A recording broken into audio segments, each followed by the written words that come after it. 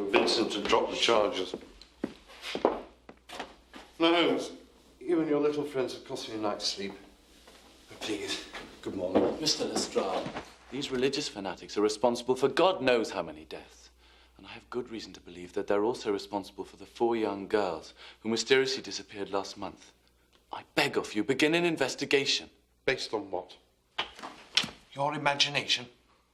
A great detective relies on perception, intelligence, and imagination. Where'd you get that rubbish from? It's framed on the wall behind you. Oh, gosh. Damn it, Holmes. I really don't see why I should have to explain my actions to you. I spent the last 7 years at Scotland Yard, studying, analysing hundreds of cases. And you, with your background of school books and newspaper headlines, you consider that you know more than me. I despise your arrogance. And I despise your laziness. Out! All of you. Simply leave.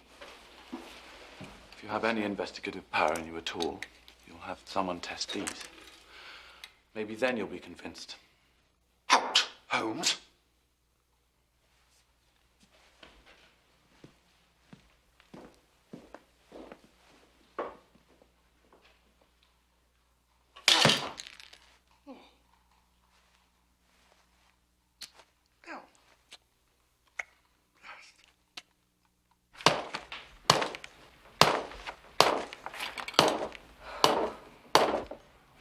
Could you please stop that infernal tinkering?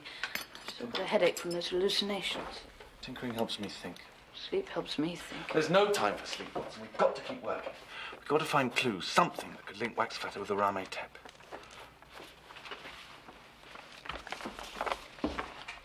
What a picture, eh? Clues, Watson. I want clues, not art critiques. Clues. What do you think I've been doing for the past hour?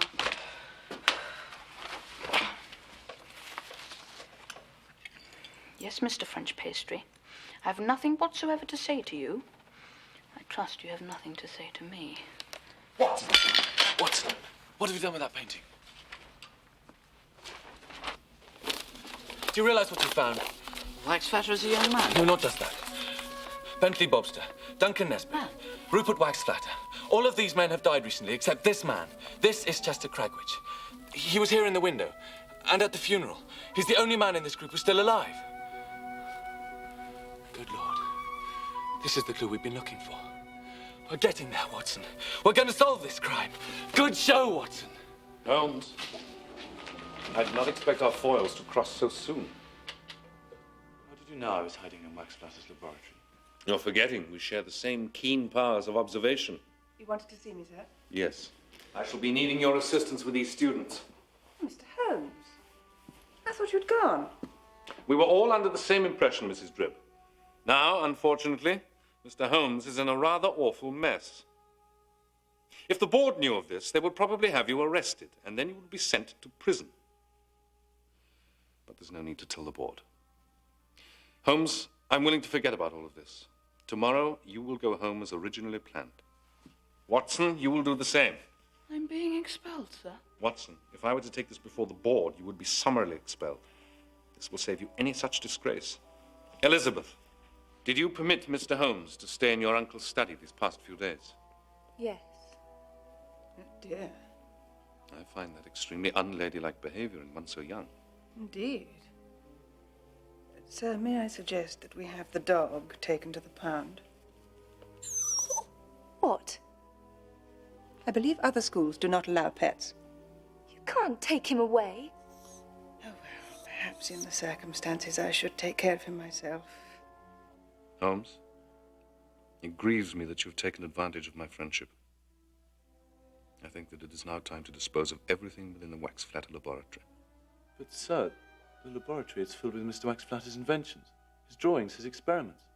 We mustn't cling to things of the past. It's the man's whole life's work. And his life is over. You have no right. Mr. Holmes, I'm surprised at your tone of voice, especially with me. I apologize, sir. I got a bit carried away, I'm sorry. Take your seat. You'll have to stay here overnight. We cannot furnish transportation at this late hour. Mrs. Dribb, place the boys in 14B and keep the young lady in your adjoining room.